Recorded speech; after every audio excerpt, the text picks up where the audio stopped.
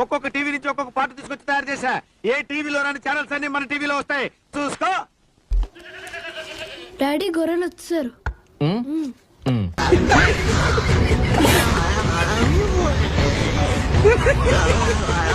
మొన్న పండు తిన్నాను, ఇంటికి వెళ్ళేసరికి 50,000 బ్యాంకులో అప్పు తీరిపోయింది. వావ్ హల్లెలూయా.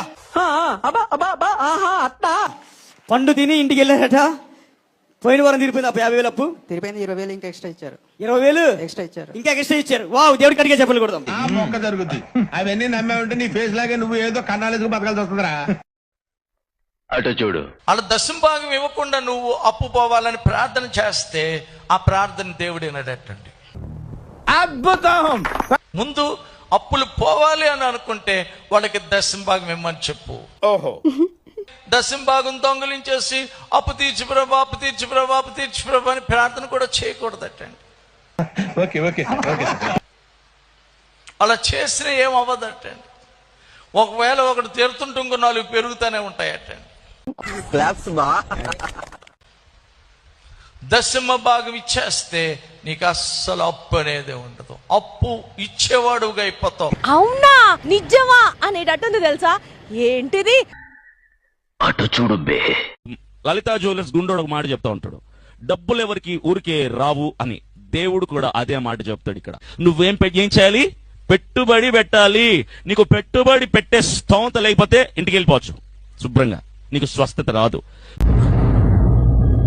అంటే పెట్టుబడి పెట్టగలిగిన సమర్థత ఉన్నవాడు మాత్రమే దేవుణ్ణి స్వస్థత కోసం కోరచ్చు. దేవుడు స్వస్థపరుస్తాడు. అడుకోవడం తప్ప వేరే లేదు. I hate bangers. చర్చికి వెళ్తున్నారమ్మా? ఎప్పటి నుంచి వెళ్తున్నారు? చిన్నప్పటి నుంచేనా? 5 సంవత్సరాలు. 5 సంవత్సరాల నుంచి వెళ్తున్నారు. అంతకు నీకు అర్థమవుతుంది? ముందు మీరు హిందువులేనా? హిందువులు. అంటే మీరు హిందుత్వం నుంచి ఎందుకు వెళ్ళారు క్రిస్టియనిటీకి? ఆరోగ్యం బాగాలేకపోతే. ఆరోగ్యం బాగాలేకపోతే మీరు చర్చికి వెళ్ళారు. ఏదో తేడాగా ఉంది. అంటే ఇప్పుడు మొన్న కరోనా వైరస్ లో 1,500 మంది పాస్టర్లు చచ్చిపోయారు. ఎట్లా చచ్చిపోయారప్ప? లోపలేం లేదు, డొల్లా. అంటే ఇప్పుడు చర్చికి వెళ్తే ఆరోగ్యం బాగా అవుతుందా? బాగా అయింది నా నమ్మకం. ఓకే. మరి హాస్పిటల్కి ఎన్నో హాస్పిటల్ తిరిగా. చెన్నై కాదు, నెల్లూరు కాదు, మంచి మంచి హాస్పిటల్ కూడా తిప్పారు.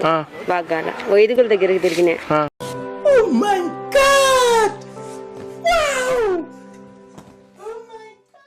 ఇంతకు ఏమైంది? బాబు తీసింది చర్చిలో చేరిన నీళ్ళలో ముంచి డాక్టర్ కదా మమ్మల్ని. ఆ నీళ్ళలోనే సప్పను వదిలేసింది. అంటే పైన కింద వరకు సీము ఎత్తురు కాలేదు నాకు. ఎవరికి? మీకా? నాకు. ఓకే.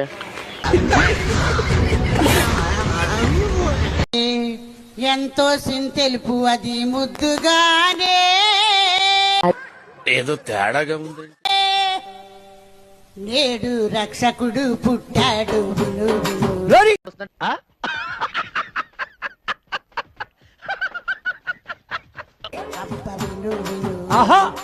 ఆకాశ పై ఏళ్ళు కాళ్ళు కమ్మేను. భలే భలే భలే. ఏంటి మమ్మీ ఎవడీడు? Breaking news. గ్యాస్ అయిపోయింది. నాకు నైట్ అంతా నిద్ర పడలేదు. నాకు తెల్లారేసరికి గ్యాస్ ఇచ్చినందుకు స్తోత్రం స్తోత్రం అనుకుంటున్నా. ఆయన వచ్చి గ్యాస్ ముద్ద ఇచ్చిపోయిండు. ఏంటి బాబన్నా? ఇంకోసారి ఆయన వచ్చి గ్యాస్ ముద్ద ఇచ్చిపోయిండు. ఈ ఆంటీకి సిలిండర్ డెలివరీ కూడా అయిపోయిందట. మిగతా సిలిండర్లన్నీ ఖాళీ అవ్వకముందే దయచేసి ఇన్ఫర్మేషన్ పిఎం ముందుకు తీసుకెళ్లి ఇండియాని కాపాడండి.